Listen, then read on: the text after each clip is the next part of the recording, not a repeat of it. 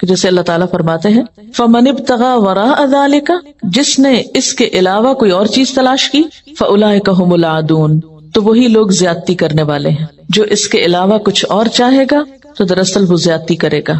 کچھ اور چاہنے میں پھر کیا آتا ہے، یعنی اس کے علاوہ، یعنی بیوی کے ساتھ تعلق قائم کرنے کے علاوہ کوئی بھی اور طریقہ، وہ سب اس میں شامل ہو جاتے ہیں۔ اس میں زنا بھی آتا ہے، لواطت آتی ہے، یا ماسٹربیشن، یعنی کوئی بھی شہوت رانی کے طریقے جو فطری طریقے سے ہٹ کر ہوں، ان سب کے بارے میں کیا فرمایا، فَأُولَئِكَ هُمُ الْعَادُونَ، یہ حد سے بڑے ہوئے لوگ ہیں، یہ زیادتی کرنے والے ہیں۔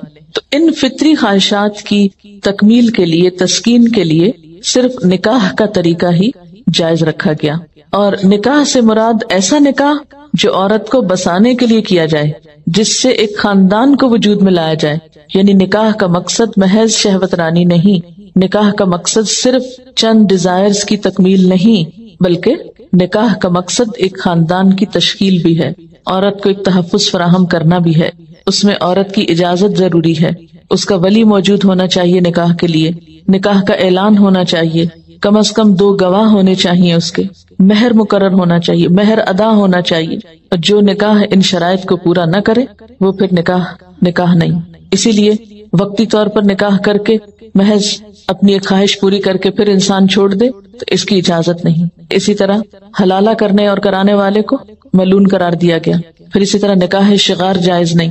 شغار ہوتا ہے مثلا ایک شخص اپنی بہن کا نکاح کسی مرد سے کر دے اور بدلے میں اس کی بہن کو اپنے نکاح میں لے آئے اور دونوں عورتوں کا حق مہر مار دیا جائے، یعنی عورت کے بدلے میں عورت کا تبادلہ کر لیا جائے لیکن عورت کے حصے میں کچھ نہ آئے، تو یہ طریقہ بھی درست نہیں۔ خیر یہ تو ایک الگ باب ہے، نکاح کی تفصیلات میں اس وقت جانے کا موقع نہیں ہے، لیکن چونکہ یہاں پر نکاح ہی کو ایک ذریعہ تسکین قرار دیا گیا، اس لیے موقع کی مناسبت سے تھوڑی سی بات کرنا ضروری تھا۔ اب آپ دیکھیں کہ ایک انسان کا دین صرف نماز پڑھنے سے مکمل نہیں ہوتا، صرف تزکیہ نفس ہی کافی نہیں، بلکہ جنسی معاملات میں اعتدال بہت ضروری ہے۔ اس میں ناجائز امور سے بچنا ضروری ہے، حرام سے بچنا ضروری ہے، غلط طریقوں سے بچنا ضروری ہے۔ کہیں ایسا نہ ہو کہ اس معاملے میں کوئی افراط تفریط انسان کی ساری عبادات کو ضائع کر دینے والا ہو۔ اور پھر آپ دیکھیں کہ اسلام نے اس معاملے میں بھی تعلیم دی ہے کہ شوہر اور بیوی کا تعلق بھی کیسا ہو، اس میں بھی ناجائز اور غیر فطری طریقوں سے منع کیا گیا ہے۔ نکاح کو آپ صلی اللہ علیہ وسلم نے اپنی سنت قرار دیا ہے۔ نکاح عبادت ہے، یعنی جائز طریقے پر خواہشات کی تکمیل عبادت ہے۔ ایک صحابی نے پوچھا کہ عبادت؟ ان کو حیرانی ہوئی تو آپ نے فرمایا ہاں، اگر کوئی شخص حرام طریقے سے ایسا کرے تو وہ گناہ ہے، اور اگر حلال اور جائز طریقے سے کیا تو وہ عبادت ہے، پسندیدہ ہے، کیونکہ یہ جذبات بھی اللہ نے بندے کے اندر رکھے ہیں۔ والذین ھم لاماناتہم وعہدہم راعون، اور وہ لوگ جو اپنی امانتوں اور اپنے عہد و پیمان کا پاس رکھتے ہیں۔ امانات، امانت نہیں، امانات واحد نہیں، جمع امانتیں، اور امانتوں سے مراد ہر وہ امانت ہے جو اللہ تعالیٰ کی طرف سے یا معاشرے کی طرف سے یا کسی انسان کی طرف سے کسی شخص کے سپرد کی گئی ہو۔ اور امانت کے لغوی معنوں میں ہر وہ چیز شامل ہے جس کی ذمہ داری کسی شخص نے اٹھائی ہو اور اس پر اعتماد اور بھروسہ کیا گیا ہو، اور اس کی کئی قسمیں ہو سکتی ہیں، کسی بھی چیز کی ذمہ داری اٹھا لینا۔ اور امانت کا روٹ بھی امن ہی ہے، یعنی اس پر امن کرتے ہوئے یا اعتماد کرتے ہوئے، اس پہ بھروسہ کرتے ہوئے اس کو وہ ذمہ داری سپرد کی گئی ہو یا کوئی چیز اس کے حوالے کی گئی ہو۔ اب آپ دیکھیں اس کی جو ڈیفینیشن ہے، یعنی اللہ کی طرف سے جو ذمہ داریاں ہم پر عائد ہوتی ہوں ان کو آسان طریقے سے نبھانا، اور بندے جو بندوں پر ڈالیں ان کو بھی نبھانا۔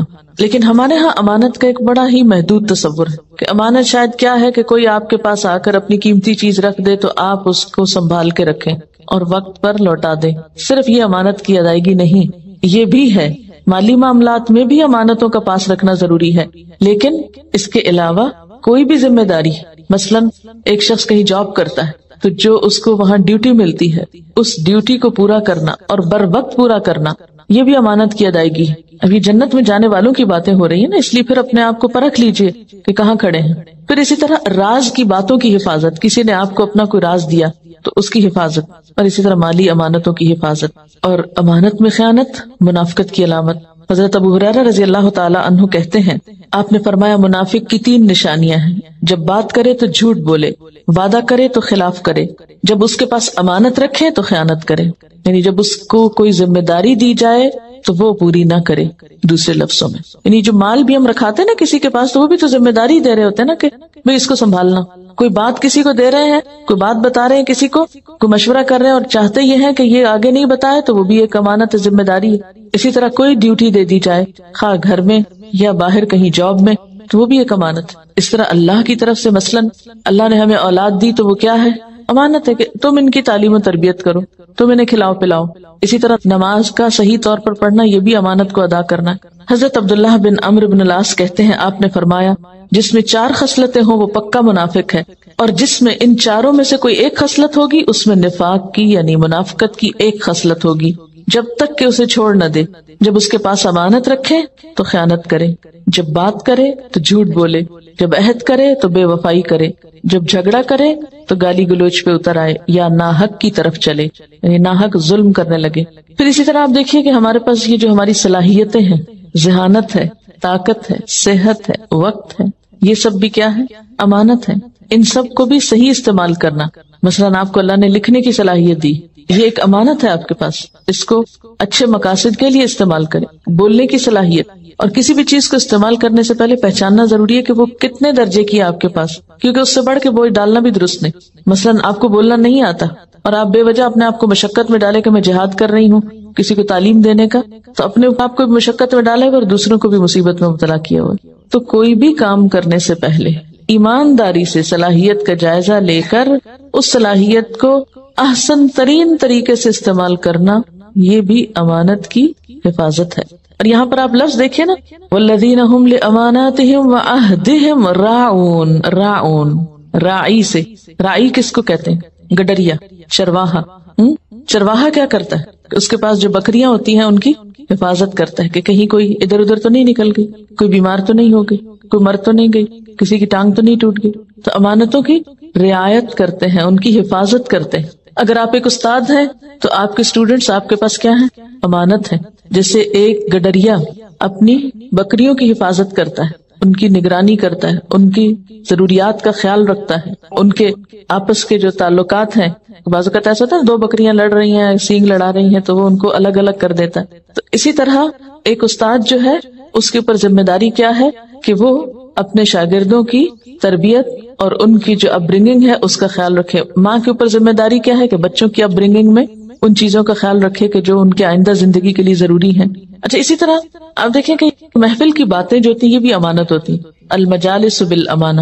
اگر ایک جگہ ایک بات ایک خاص کانٹیکسٹ میں ہوئی تو اسی کانٹیکسٹ میں دوسری جگہ ذکر کرنا چاہیے. یہ نہیں کہ کانٹیکسٹ ہٹا کے تو آپ صرف ایک بات اس میں سے آؤٹ آف کانٹیکسٹ جا کے دوسری جگہ کوٹ کریں اور وہ بات کچھ سے کچھ بن جائے، یہ بھی خیانت ہے. اور اہم ترین بات یہ کہ نبی صلی اللہ علیہ وسلم کا کوئی خطبہ اس بات سے خالی نہیں ہوتا تھا کہ لا ایمان لمن لا امانت لہ ولا دین لمن لا عہد لہ، کہ اس شخص کا ایمان ہی نہیں جس میں امانت نہیں، اور اس کا دین ہی نہیں جس میں عہد کی پابندی نہیں. تو یہاں پر صرف امانتوں کی بات ہی نہیں ہوئی بلکہ وعہدہم راعون، اپنے عہدوں کی بھی رعایت کرتے ہیں، نگرانی کرتے ہیں. اور عہد کیا ہے؟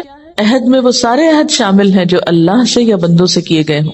کمٹمنٹ جو آپ کسی سے کرتے ہیں، وعدہ جو آپ کسی سے کرتے ہیں کہ ہاں یہ کام کر دیں گے.